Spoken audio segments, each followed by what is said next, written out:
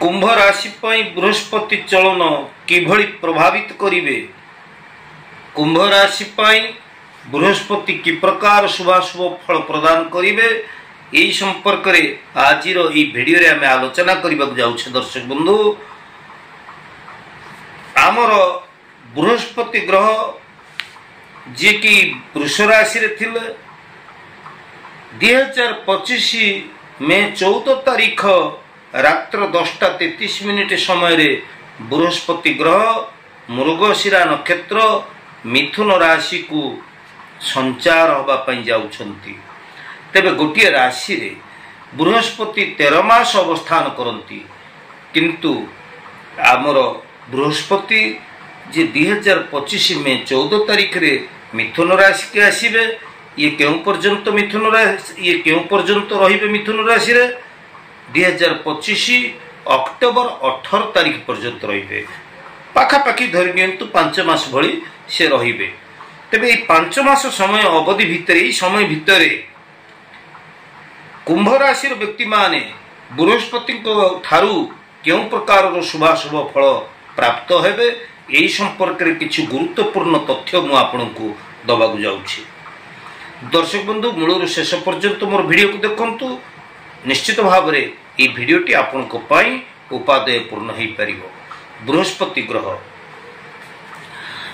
ग्रह जगतर गोटे नैसर्गिक शुभ ग्रह।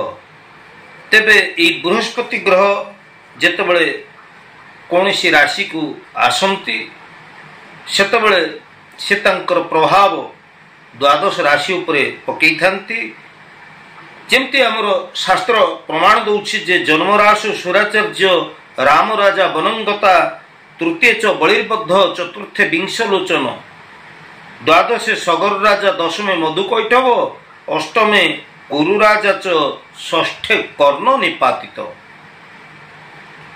पुणी मध्य आमर शास्त्र प्रमाण दउछि जे जीवे द्वितीय धन धान्य भोगी सुतार्थ लाभं नवपंचकेषु जामित्र संस्थे विपुलांच लक्ष्मीश्च एकादशे सर्प शुभं फलं ददात्।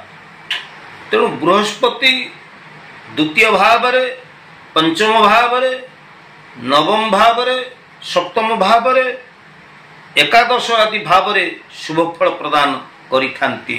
एतत् भिन्न जन्म राशि रे द्वितीय रे जन्म राशि रे आपनकर चतुर्थ रे दशम रे अष्टम रे षष्ठ रे द्वादश रे ये सब भाव गुडी करे बृहस्पति अशुभ फल प्रदान करिथांती।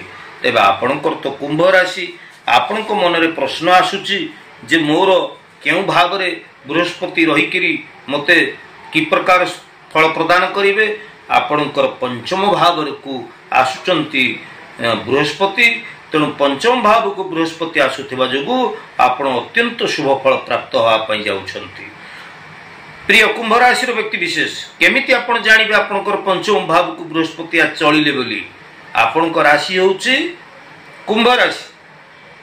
आपण कुंभ राशि ठारू गणी जिबे क्यों जाय गणी जिबे आपनकर जे मिथुन राशि को बृहस्पति आसुचंती कुंभ राशि ठारू मिथुन राशि जाय गणिबे। कुंभ मीन मेष वृष मिथुन केते हला 5 हला। तेणु आपनकर पंचम भाव को बृहस्पति चलुचंती। तेणु पंचम भाव रे बृहस्पति अत्यंत शुभ फल प्राप्त करिथांती। तेणु ए जे समय सीमा भितरे आपनकर जो माने रोजगार बेरोजगार युवक युवती माने रहिचंती निश्चित भाव रे कर्म आशायी प्रार्थी माने रहिचंती निश्चित भाव रे नूतन कर्म संस्थान टी पाई परिबे। एही समय भितरे आपनकर वाणिज्य व्यवसाय कर्मवृत्ति चाकरी वृत्ति प्रत्येक क्षेत्र रे आपण सफलता अर्जन करबा सहित प्रशंसार पात्र ही परिबे। समाज रे आपनकर मान सम्मान ख्याति आदि प्रतिष्ठा आदि वृद्धि पाइबो। आपण निसंतान दंपति जो माने रहिचंती निश्चित भाव रे संतान प्राप्ति हेई परिबे। एही समय रे गृह निर्माण गृह भूमि भवन वाहन आदि प्राप्त ही परिबे। अविवाहित पुत्र कन्या जो मानकर जो अविवाहित पुत्र कन्या माने रहिचंती विवाह योग्य पुत्र कन्या रही से विवाह आदि स्थिर हो उत्तम प्रस्ताव आसी विवाह स्थिर होबार संभावना रही।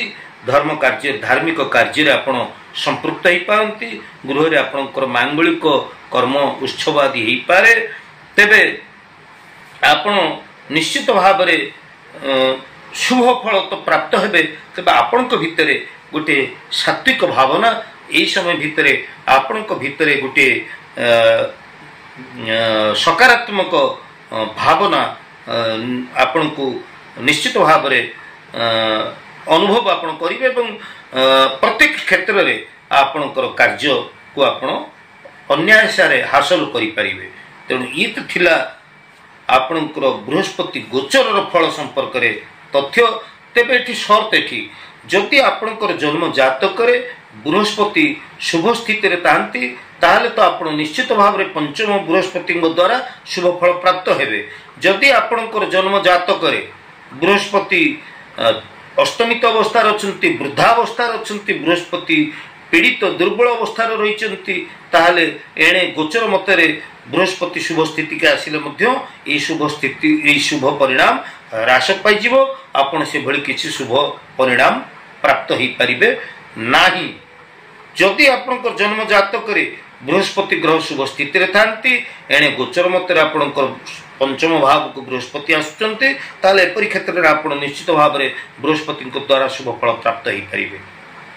तेबे परिशेष रे आपण के एति कहबो चाहिबी आमर महाभारत दान धर्म पर्व रे कहा जायछि केवल ग्रह नक्षत्र न करोति शुभाशुभम सर्वमात्मा कृतकर्मं ग्रहवाद लोकायति।